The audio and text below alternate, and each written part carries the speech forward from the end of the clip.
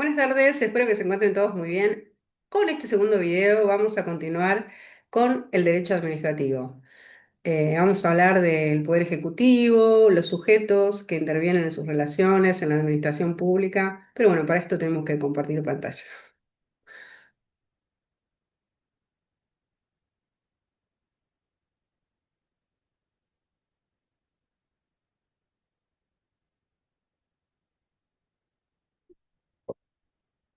Bueno, vamos a comenzar hablando del poder ejecutivo, ¿no? Y su estructura. La estructura del poder ejecutivo en Argentina está conformada por distintos órganos estatales con funciones obviamente específicas. Entre ellos destacan el presidente, el jefe de gabinetes de ministros y los ministros, cada uno con atribuciones definidas por la Constitución Nacional, o sea, figuran en la Constitución.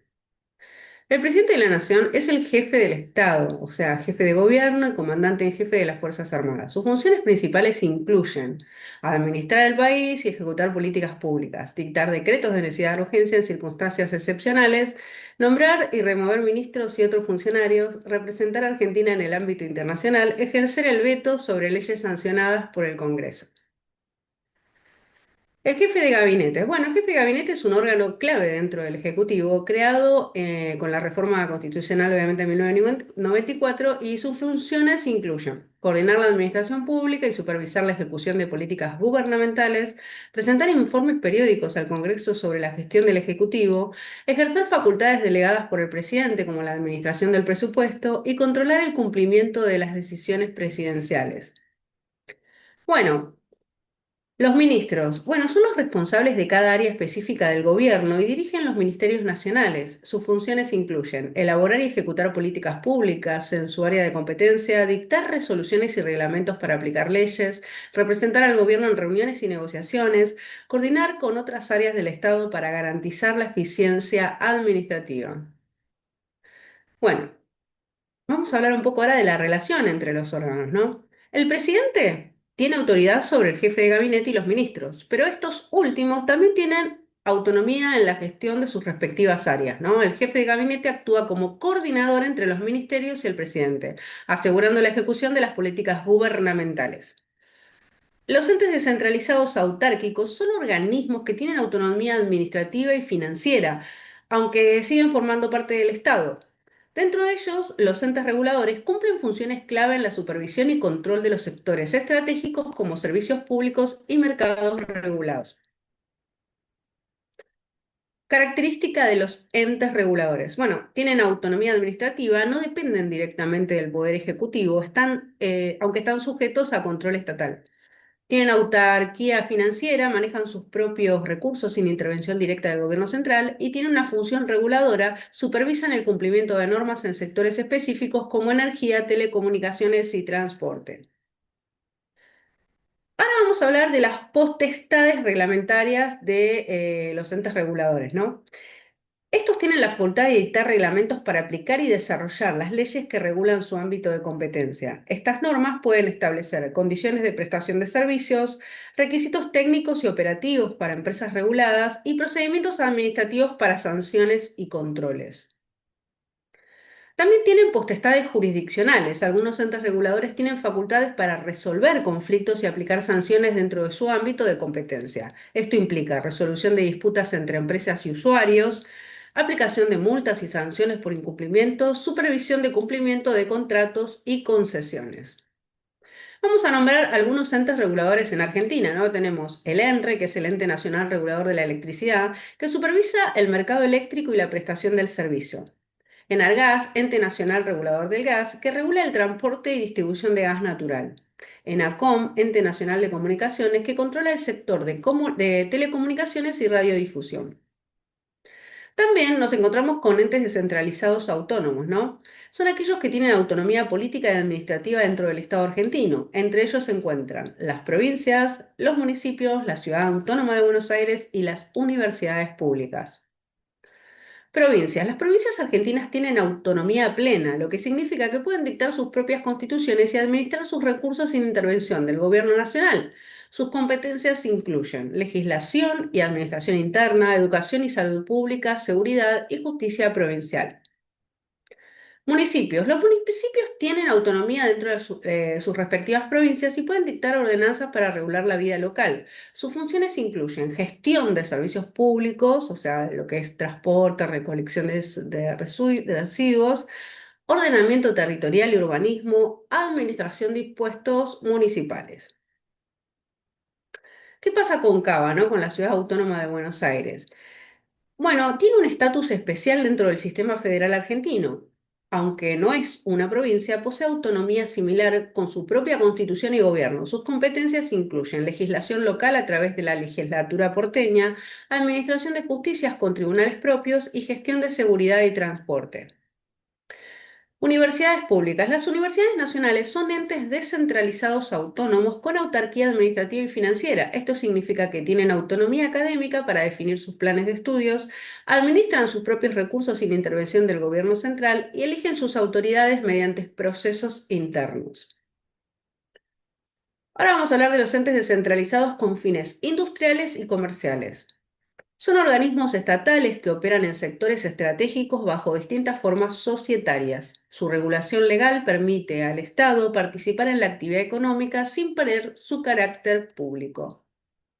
Los entes descentralizados con fines industriales o comerciales son herramientas clave para que el Estado intervenga en sectores estratégicos sin perder su naturaleza pública. Al adoptar distintas formas societarias puede operar con mayor flexibilidad y eficiencia, adaptándose a dinámicas de mercado sin dejar de estar sujetos a regulaciones estatales. En Argentina, ejemplos de estos entes incluyen empresas públicas como YPF o el Banco Nación, que tienen autonomía operativa para responder a lineamientos gubernamentales. Su existencia permite que el Estado tenga un rol activo en áreas clave como energía, transporte, comunicaciones y finanzas, impulsando el desarrollo económico y garantizando el acceso a servicios esenciales. Ahora vamos a hablar de los tipos societarios, ¿no? Existen varias formas jurídicas bajo las cuales el Estado puede gestionar empresas. Bueno, empresas del Estado son entidades 100% estatales con autonomía administrativa y financiera, por ejemplo, YPFs, antes de su privatización. Sociedades anónimas con participación estatal mayoritaria, el Estado posee más del 50% del capital, pero la empresa opera bajo normas del derecho privado, por ejemplo, Aerolíneas Argentinas. Sociedades anónimas estatales, que son sociedades anónimas cuyo capital es íntegramente estatal, pero funciona bajo el régimen de sociedades comerciales. Ejemplo, Agua y Saneamientos Argentinos como AISA, ¿no? Sociedades de economía mixta combinan, o sea, lo que es capital estatal y capital privado, permitiendo la participación de inversores privados en la gestión, por ejemplo, YPF tras su restatización parcial. Regulación legal. La regulación de estas entidades se encuentra en diversas normas como la Ley 20.705 que regula las sociedades del Estado, la Ley General de Sociedades, la 19.550 que aplica a sociedades anónimas estatales y de economía mixta, la Ley 24.156 que establece el régimen de administración financiera y control de gestión. La ley 20.705 que regulaba a las sociedades del Estado fue derogada por el decreto 7023. Este decreto también dispuso la transformación de empresas estatales en sociedades anónimas, eliminando la figura jurídica de las sociedades del Estado y de economía mixta. Por otro lado, la Ley General de Sociedades sigue vigente, aunque sí ha sido modificada por el mismo decreto para incluir disposiciones sobre la participación estatal en sociedades anónimas. La Ley 24.156, que establece el régimen de administración financiera y control de gestión, no aparece entre las derogadas o modificadas por el decreto 7023, por lo que se mantiene vigente. Análisis de ejemplo. Líneas aéreas federales, proyecto de aerolínea estatal que no prosperó. Correo Argentino, empresa postal estatal con gestión descentralizada. AISA provee servicios de agua y saneamiento en el área metropolitana de Buenos Aires. Aerolíneas Argentina, reestatizada en 2008, opera bajo el modelo de sociedad anónima con participación estatal mayoritaria. YPF, empresa de hidrocarburos que pasó de ser estatal a privada y luego una sociedad de economía mixta con control estatal. Varias de estas empresas siguen operando bajo gestión estatal, aunque algunas han estado en debate sobre su posible privatización. Aerolíneas Argentinas y Correo Argentino fueron excluidas de la lista de empresas sujetas a privatización en la Ley Bases. Esto significa que continúan bajo control estatal. AISA también sigue funcionando como empresa pública, aunque en algunos proyectos de ley se ha mencionado la posibilidad de concesionarla. YPF mantiene su estructura de sociedad de economía mixta con participación estatal mayoritaria y no ha sido incluida en los planes de privatizaciones recientes. Líneas Aéreas Federales, al ser un proyecto que no prosperó, no tiene actividad vigente. Control de la administración pública. El control de la administración pública por órganos no judiciales es fundamental para garantizar la transparencia, eficiencia y legalidad en la gestión estatal. En Argentina existen diversos organismos encargados de supervisar la administración sin intervención del Poder Judicial. Órganos de control interno. Los organismos de control interno dependen del Poder Ejecutivo y supervisan la gestión administrativa desde dentro. Tenemos la Sindicatura General de la Nación, el SIGEN, que fiscaliza la administración pública y asesora en la gestión de recursos. Unidades de auditoría interna, UAI, controlan el cumplimiento de normas dentro de cada organismo estatal. Ahora vamos a hablar de los órganos de control externo. Los organismos de control externo son independientes y supervisan la administración desde afuera. Auditoría General de la Nación, el AGN, depende del Congreso y realiza auditorías sobre el uso de fondos públicos. Tribunales de cuenta examinan la gestión financiera de los gobiernos provinciales y municipales. Funciones y alcance del control. Estos organismos tienen diversas funciones: fiscalización del gasto público para evitar corrupción y malversación de fondos, evaluación de políticas públicas para mejorar la eficiencia estatal, supervisión del cumplimiento de normas y procedimientos administrativos. Otros órganos de control. Bueno, existen entidades especializadas en la supervisión de la administración pública. Por ejemplo, el Defensor del Pueblo protege los derechos de los ciudadanos frente a la administración. Oficina Anticorrupción investiga casos de corrupción y promueve la ética pública. Estos organismos tienen diversas funciones. Por ejemplo, fiscalización del gasto público para evitar corrupción y malversación, evaluación de políticas públicas para mejorar la eficiencia estatal, supervisión de cumplimientos de normas y procedimientos administrativos, como dijimos antes. Defensor del Pueblo de la Nación. El Defensor del Pueblo de la Nación es una figura clave en el sistema de control no judicial de la administración pública en Argentina. Su regulación constitucional y legal establece sus funciones, pero su legitimación judicial ha sido objeto de debate en la jurisprudencia de la Corte Suprema por un montón de motivos. El defensor del pueblo está regulado por el artículo 86 de la Constitución Nacional, establece su independencia y su función de protección de derechos fundamentales. La Ley 24.284 define sus atribuciones, procedimientos y facultades para intervenir en casos de afectación de derechos.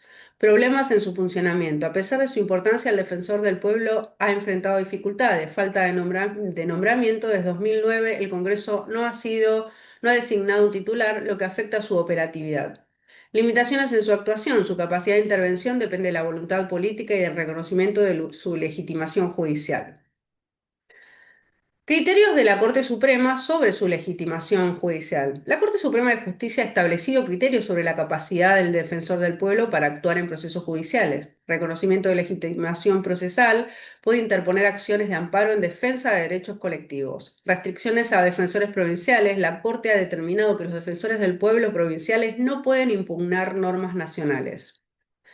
Auditoría General de la Nación. La Auditoría General de la Nación, el AGN, es el órgano encargado del control externo de la administración pública en Argentina. Su creación reemplazó al Tribunal de Cuentas, marcando un cambio en el sistema de fiscalización del gasto público.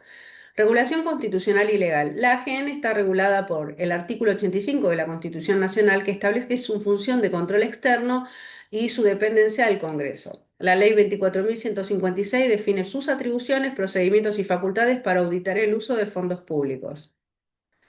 Comparación con el ex Tribunal de Cuentas. Antes de la reforma de 1994, el Tribunal de Cuentas realizaba el control externo de la administración pública. La diferencia clave entre ambos organismos es que el Tribunal de Cuentas tenía funciones más amplias, incluyendo la aprobación de cuentas y la imposición de sanciones, y la Auditoría General de la Nación se centra en la fiscalización y el análisis de la gestión pública, pero no tiene potestad sancionatoria. La AGN es un órgano colegiado con autonomía funcional, lo que le permite actuar con mayor independencia en la supervisión del gasto público. Su creación respondió a la necesidad de modernizar el sistema de control y lo que tenían que hacerlo era adaptarlo a estándares internacionales. Sindicatura General de la Nación, el SIGEN, es el órgano rector del sistema de control interno del Poder Ejecutivo Nacional en Argentina. Su función principal es supervisar la gestión del sector público para garantizar el uso eficiente y transparente de los recursos estatales. Regulación y funciones. La SIGEN está regulada por la Ley 24.156 que establece su rol en el control interno. Sus principales funciones incluyen fiscalización de la administración pública para asegurar el cumplimiento de normas, supervisión de las unidades de auditoría interna, la UAI, en cada organismo estatal, evaluación de riesgos y planificación de auditorías para mejorar la gestión pública. Diferencias con el control externo. A diferencia de la Auditoría General de la Nación, que realiza control externo y depende del Congreso, la SIGEN actúa dentro del Ejecutivo y asesora a las autoridades gubernamentales sobre la gestión administrativa. Alcance y jurisdicción. La SIGEN supervisa ministerios, organismos descentralizados y empresas estatales. Su sede central se encuentra en Buenos Aires y coordina auditorías en todo el país. El control de la administración pública en Argentina se complementa con organismos especializados en la lucha contra la corrupción y la supervisión de la ética pública. En la provincia de Buenos Aires también existen entidades encargadas de fiscalizar la gestión estatal. La Oficina de Anticorrupción, la OA, es un organismo dependiente del Ministerio de Justicia y Derechos Humanos, encargado de prevenir y sancionar actos de corrupción en el sector público. Sus funciones incluyen investigación de casos de corrupción en la administración pública, supervisión del cumplimiento de la Ley de Ética Pública, presentación de denuncias ante la justicia cuando detecte irregularidades. Aplicación de la Ley de Ética Pública. La Ley 25.188 establece principios y normas para garantizar la transparencia en la función pública. Entre sus disposiciones destacan obligación de presentar declaraciones juradas patrimoniales por parte de los funcionarios, regulación de conflictos de intereses para evitar abusos de poder, sanciones por incumplimiento de normas éticas. Órganos de control en la provincia de Buenos Aires. Bueno, en la provincia de Buenos Aires el control de la administración pública se realiza a través de tribunales de cuentas de la provincia, fiscaliza el uso de fondos públicos y la gestión financiera, oficina de integridad pública, regula la conducta ética de los funcionarios y supervisa la transparencia en la gestión, Auditoría General de la provincia realiza auditorías sobre el desempeño de organismos estatales. Estos organismos garantizan el cumplimiento de normas de ética y transparencia, contribuyendo a una administración pública más eficiente y responsable. Actividad administrativa del Estado. El poder de policía, el servicio público y el fomento son tres formas fundamentales de la actividad administrativa del Estado. Cada una tiene características y objetivos específicos en la gestión pública. Poder de la policía. El poder de la policía es la facultad del Estado para limitar derechos individuales con el fin de proteger el orden público, la seguridad, la salud y la moralidad. Se manifiesta a través de la regulación y control de actividades privadas, por ejemplo, normas de tránsito, regulaciones ambientales, inspecciones y sanciones para garantizar el cumplimiento de normas, restricciones a derechos en situaciones excepcionales, por ejemplo, cuarentenas sanitarias. Servicio público. El servicio público es la actividad estatal destinada a satisfacer necesidades esenciales de la sociedad. Sus características incluyen regularidad en continuidad, debe prestarse de manera constante, universalidad accesible para toda la población, obligatoriedad, en algunos casos el Estado debe garantizar su prestación. Ejemplos de servicios públicos incluyen el transporte, la educación, la salud y la energía. El fomento. El fomento es la actividad estatal orientada a promover el desarrollo económico y social. Se materializa a través de subsidios y ayudas económicas a sectores estratégicos, incentivos fiscales para estimular las inversiones, programas de capacitación y asistencia técnica. La clasificación tripartita de las funciones administrativas divide la actividad del Estado en tres grandes categorías: poder de policía, servicio público y fomento. Cada una cumple un rol específico en la gestión pública y la regulación de la sociedad. Fundamentos constitucionales. El poder de policía tiene su base en la Constitución Nacional, especialmente en el artículo 14, que establece que los derechos pueden ser reglamentados por la ley. Artículo 28 indica que la reglamentación de derechos no puede alterar su esencia. El artículo 75 define competencias del Congreso en materia de regulación.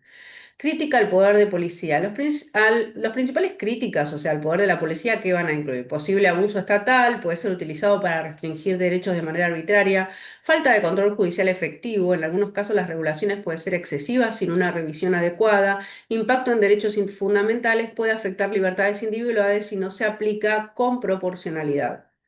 Competencias entre el Estado y las provincias. El poder de policía se distribuye entre el Estado federal, que regula materias de interés nacional como seguridad, comercio exterior y salud pública, provincias que tienen autonomía para dictar normas en asuntos locales como tránsito, medio ambiente y orden público, Bueno, y después tenemos los límites al ejercicio del poder de policía, que el poder de policía debe respetar el principio de razonabilidad, las medidas deben ser proporcionales al objetivo buscado y control judicial, los tribunales pueden revisar su aplicación para evitar abusos. Derechos fundamentales, no puede vulnerar garantías constitucionales. Distinción entre policía y poder de la policía. La policía es la institución encargada de la seguridad y el orden público. El poder de policía es una facultad del Estado para regular derechos y actividades. Restricciones a los derechos fundados en el poder de la policía. El poder de policía puede imponer restricciones como limitaciones a la libertad de circulación en casos de emergencia sanitaria, regulación de actividades económicas para proteger el interés público, normas ambientales para preservar recursos naturales. Restricciones al derecho de propiedad. El Estado puede limitar el derecho de propiedad mediante expropiación, transferencias forzosas de bienes con indemnización, servidumbres administrativas, uso parcial de bienes privados para fines públicos, limitaciones urbanísticas, regulaciones sobre construcción y uso del suelo. Poder de policía ampliado. En situaciones excepcionales, el Estado puede ejercer un poder de policía ampliado como restricciones a la movilidad en pandemias, intervención en mercados para evitar crisis económicas, suspensión de actividades por razones de seguridad nacional.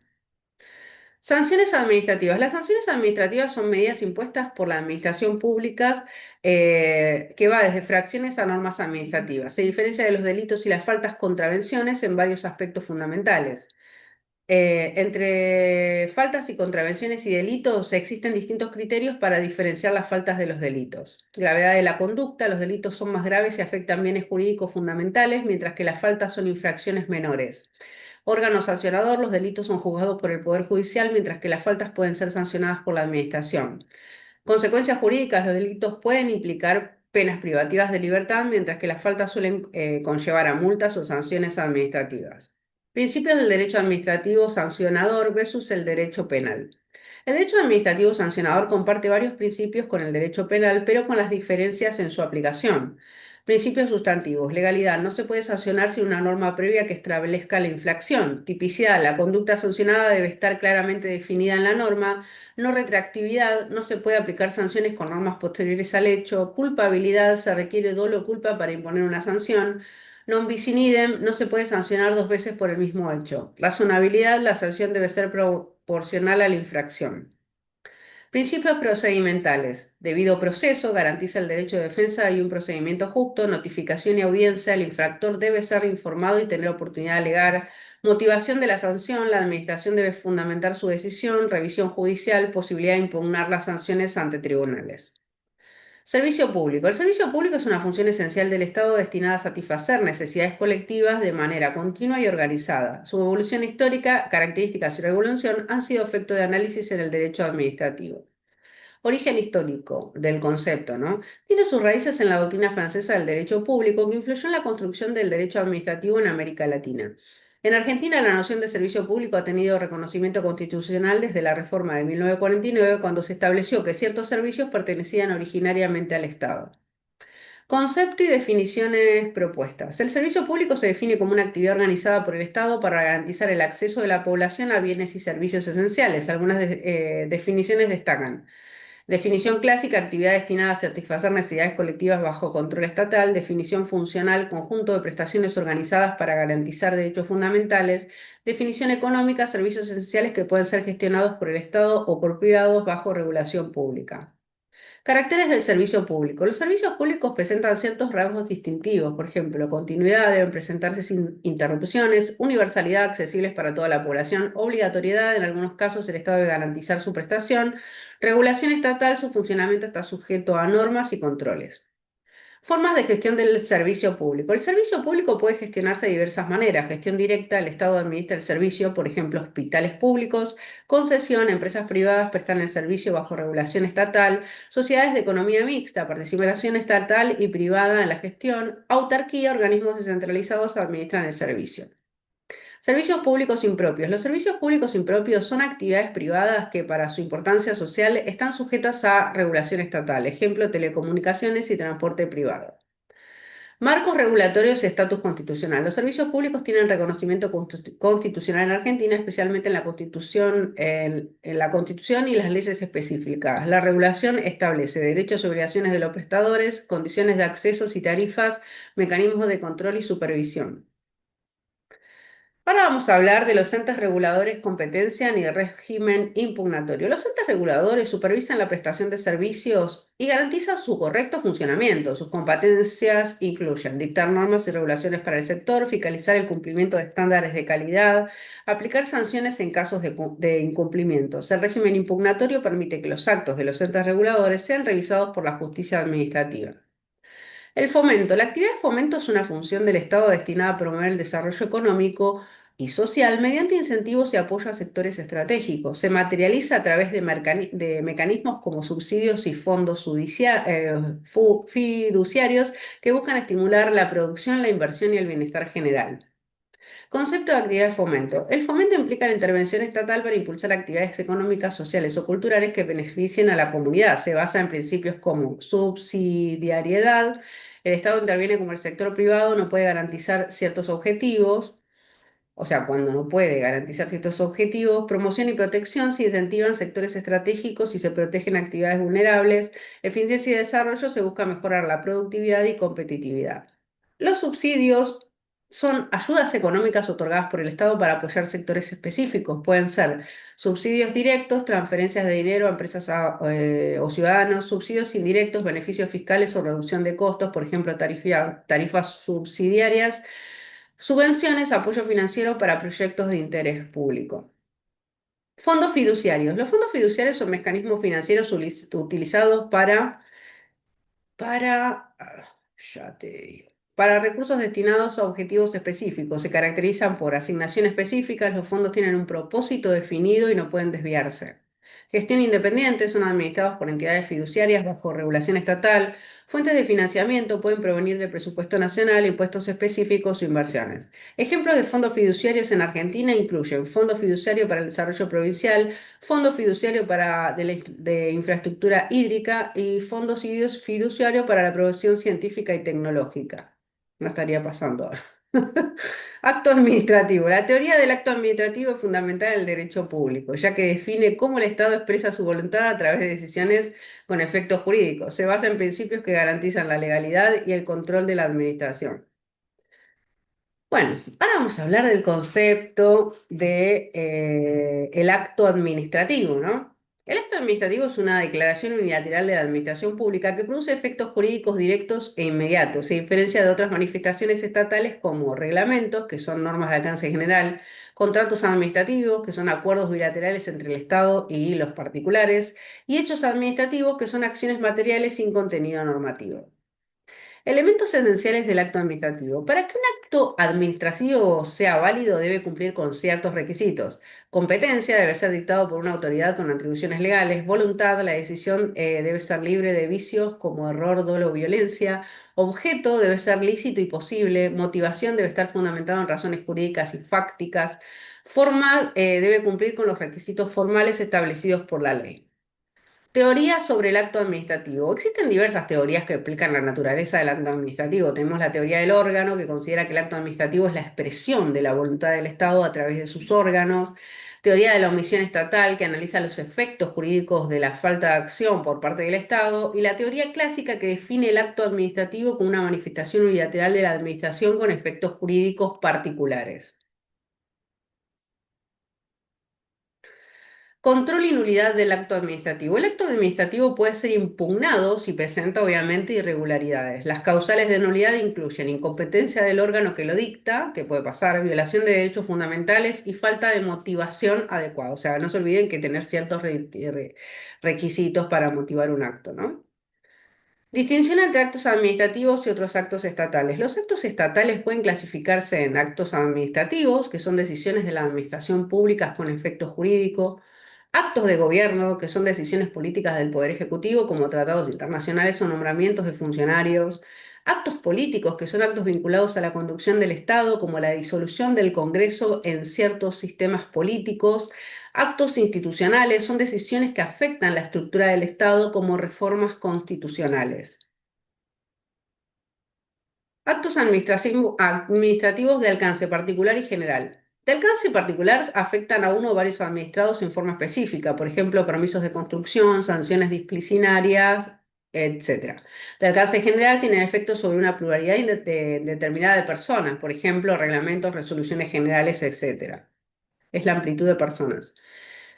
Actos dictados por entes del derecho público no estatal. Los entes del derecho público no estatal son organismos con autonomía administrativa que cumplen funciones públicas sin ser directa, o sea, parte directa del Estado. Por ejemplo, universidades nacionales dictan resoluciones sobre su funcionamiento, colegios profesionales regulan el ejercicio de profesiones y obras sociales que administran servicios de salud bajo regulación estatal. Elementos esenciales del acto estatal. Bueno, ¿cuáles son esos elementos sentenciales que determinan que el acto es válido, ¿no? La competencia, el acto debe ser dictado por una autoridad con atribuciones legales para hacerlo. Causa debe sustentarse en hechos y antecedentes que justifiquen su emisión. Objeto debe ser lícito, posible y determinado. Procedimiento debe seguir los pasos establecidos por la normativa administrativa. Motivación debe estar fundamentado en razones jurídicas y fácticas. Finalidad debe perseguir un interés público legítimo y la forma de cumplir con los requisitos formales exigidos por la ley. ¿Sí? Todo acto administrativo tiene requisitos. El papel de la voluntad del agente público. La voluntad del agente público es clave en la emisión del acto administrativo, ¿no? El del agente público. Sin embargo, esta voluntad debe estar ajustada a la legalidad y no puede ser arbitraria. La voluntad del agente público es clave en la administración del acto. Sin embargo, la decisión debe basarse en normas y hechos objetivos, evitando las desviaciones de poder. Elementos accesorios. Los elementos accesorios no afectan la validez del acto, pero pueden modificar sus efectos. Por ejemplo, el plazo determina la vigencia del acto, la condición establece requisitos para su aplicación y el modo define cómo debe ejecutarse. Caracteres esenciales del acto administrativo. Presunción de legitimidad. El acto administrativo se presume válido y conforme a derecho desde el momento en que es dictado. Esto implica que debe cumplirse obligatoriamente, salvo que se impugne y se declare su nulidad. La carga de la prueba recae en quien lo cuestiona, ¿sí? Es decir, quien alegue su ilegalidad debe demostrarlo. Garantiza la estabilidad de la administración pública, evitando que cada acto sea cuestionado sin fundamento. Ejecutoriedad. La ejecutoriedad permite que el acto administrativo sea aplicado de inmediato, ¿no? Sin necesidad de intervención judicial previa. Esto significa que la administración puede imponer su cumplimiento sin requerir autorización judicial. Se pueden adoptar medidas coercitivas para garantizar su ejecución y existen excepciones como cuando el acto afecta a derechos fundamentales y requiere control judicial. Y retroactividad. El acto administrativo no puede aplicarse a situaciones ocurridas antes de su emisión, salvo excepciones expresadas previstas en la ley. Esto implica que las normas y decisiones administrativas rigen hacia el futuro. No pueden modificar derechos adquiridos antes de su dictado. Protege la seguridad jurídica, evitando cambios arbitrarios en situaciones ya consolidadas. Extinción del acto administrativo. ¿Qué pasa en la extinción? Bueno, ocurre cuando un acto pierde su eficacia y deja de producir efectos jurídicos. Existen diversas causas y modalidades de extinción dependiendo de la naturaleza del acto y las circunstancias que lo rodean.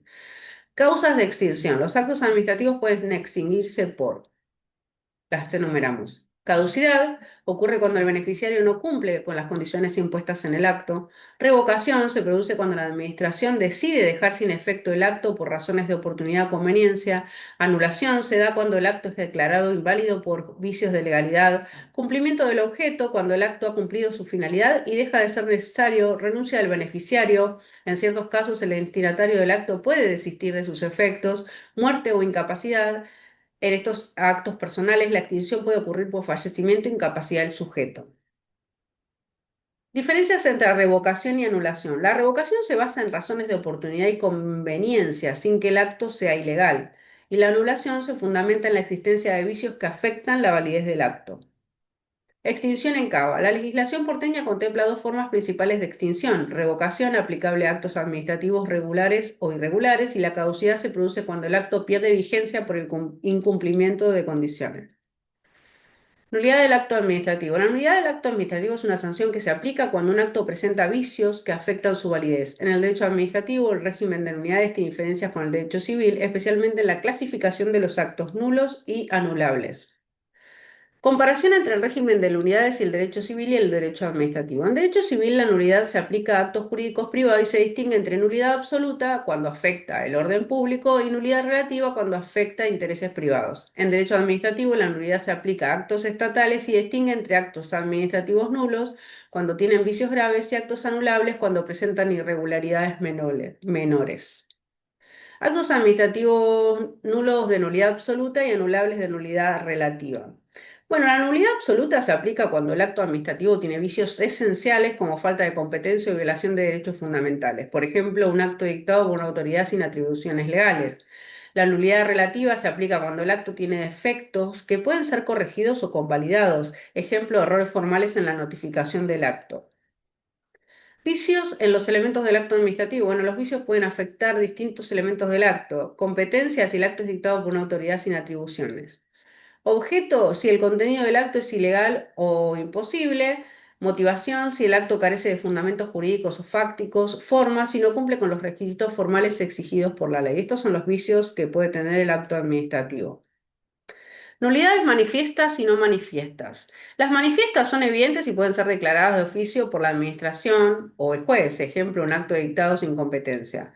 Nulidades no manifiestas requieren análisis y prueba para determinar su invalidez, ejemplo, un acto con motivación insuficiente. Bueno, ahora vamos a hablar de la conducta administrativa, ¿no? Del Estado. No se limita solamente a los actos administrativos formales, sino que también incluye otras manifestaciones como los hechos administrativos, las vías de hecho y el silencio o ambigüedad de la administración. ¿Sí? Hechos administrativos. Los hechos administrativos son acciones materiales realizadas por la administración pública que generan efectos jurídicos, aunque no sean expresamente declarados de voluntad. Se diferencian de los actos administrativos porque no requieren una declaración formal de la autoridad, pueden producir efectos jurídicos indirectos, por ejemplo, la construcción de una obra pública sin necesidad de un acto administrativo expreso. Vías de hecho. Las vías de hecho ocurren cuando la administración actúa fuera del marco legal, afectando derechos sin respaldo normativo. Se caracterizan por ejercicio abusivo del poder estatal, falta de fundamento jurídico, ejemplo, la defolición de una propiedad sin orden administrativa válida. O sea, vos no puedes demoler un edificio o demoler una casa sin autorización administrativa, o sea, del Estado, ¿no? Todo lo que es administrativo tiene que ver con el Estado, que sea válida. Silencio o ambigüedad de la administración. El silencio administrativo se produce cuando la administración no responde a una solicitud dentro del plazo legal. Puede interpretarse como silencio positivo, se considera aprobada la solicitud por falta de respuesta. Silencio negativo, se asume que la solicitud ha sido rechazada. La ambigüedad administrativa ocurre cuando la respuesta de la administración es imprecisa o contradictoria, generando incertidumbre jurídica. Conceptos de actos administrativos de alcance general. Son actos que establecen normas o disposiciones aplicables a un conjunto abierto de personas o situaciones. Se caracterizan por aplicación general, no están dirigidos a individuos concretos, sino a un acto de colectividad. Efectos normativos pueden regular conductas o establecer criterios administrativos. Vinculación con el interés público buscan garantizar el orden y la eficiencia en la gestión estatal. Diferencias entre actos reglamentarios y no reglamentarios. Los actos administrativos de alcance general pueden clasificarse en actos reglamentarios, que son normas generales dictadas por la Administración con carácter obligatorio, ejemplos decretos reglamentarios, actos no reglamentarios, que son decisiones administrativas con efectos generales pero sin carácter normativo, ejemplos circulares administrativas. Régimen jurídico. Inderogabilidad singular. El principio de inderogabilidad singular establece que los reglamentos no pueden ser modificados o excepcionados por actos administrativos individuales. Esto significa que un acto particular no puede contradecir una norma general, la Administración debe respetar sus propias regulaciones y las modificaciones deben realizarse mediante nuevos reglamentos. Impugnación de los reglamentos. La impugnación de los reglamentos es un mecanismo fundamental para garantizar la legalidad y el control de la actividad administrativa. En Argentina los reglamentos pueden ser impugnados en tanto sede administrativa o sede judicial. Impugnación de reglamentos. Existen dos vías principales para impugnarlos, que es la directa, se cuestiona la validez del reglamento en sí mismo, solicitando su anulación, y la indirecta, que se impugna el reglamento a través de un acto administrativo que lo aplica, argumentando su ilegalidad. Efectos de la revocación o declaración judicial de nulidad. Cuando un reglamento es revocado o declarado nulo, sus efectos pueden variar. La revocación administrativa, la autoridad que dictó el reglamento puede dejarlo sin efecto por razones de oportunidad o conveniencia. Declaración judicial de nulidad, un tribunal puede anular el reglamento si se demuestra que es ilegal o inconstitucional. Efectos retroactivos o prospectivos. La nulidad puede implicar la eliminación de efectos pasados o solo afectar su aplicación futura. Régimen del reglamento y del acto administrativo en la provincia de Buenos Aires. ¿Qué pasa en provincia? Lo que dijimos anteriormente es de acá. El régimen del reglamento y del acto administrativo en la provincia de Buenos Aires sigue principios similares a los del ámbito nacional, pero con particularidades propias de su ordenamiento jurídico. El reglamento en la provincia de Buenos Aires. Bueno, como dijimos, los reglamentos son normas de alcance general dictadas por la Administración Pública Provincial y se caracterizan por jerarquía normativa, de respetar la Constitución provincial y las leyes locales. Competencias son dictados por el Poder Ejecutivo por entes descentralizados con facultades reglamentarias. Control judicial pueden ser impugnados ante los tribunales provinciales si vulneran derechos o exceden atribuciones. El acto administrativo en la provincia de Buenos Aires. Bueno, es una declaración unilateral de la Administración Pública Provincial que produce efectos jurídicos directos. Sus características influyen. Presunción de legitimidad, se considera válido hasta que se demuestre lo contrario. Ejecutoriedad, puede aplicarse sin necesidad de intervención judicial previa. Control administrativo judicial puede ser impugnado mediante recursos administrativos o acciones judiciales. Impugnación y nulidad. Los reglamentos y actos administrativos pueden ser impugnados si presentan vicios de legalidad. Las vías de impugnación incluyen recurso administrativo presentado ante la propia administración, acción judicial interpuesta ante los tribunales provinciales, revocación administrativa. La autoridad que dictó el acto puede dejarlo sin efecto por razones de oportunidad o conveniencia. Situaciones jurídicas subjetivas. Las situaciones jurídicas subjetivas determinan la posición de una persona frente al derecho, ¿no? Pueden ser derechos subjetivos, facultades reconocidas por el ordenamiento jurídico que permiten exigir una conducta de otro sujeto, obligaciones, deberes impuestos por la ley que obligan a cumplir una prestación, cargas jurídicas, situaciones en las que el sujeto debe realizar un acto para obtener un beneficio, sujeciones, posiciones en las que el sujeto está sometido a un poder ajeno sin que exista una obligación activa. Clasificación de las situaciones jurídicas subjetivas. Bueno, tenemos situaciones de ventaja cuando el sujeto tiene un derecho o facultad que le otorga un beneficio y las situaciones de desventaja cuando el sujeto está obligado a cumplir un deber o está sometido a una potestad estatal. Aplicación al derecho administrativo. En el ámbito administrativo, las situaciones jurídicas subjetivas regulan la relación entre los ciudadanos y el Estado. Por ejemplo, derecho a recibir servicios públicos, obligación de pagar impuestos, facultad de impugnar actos administrativos.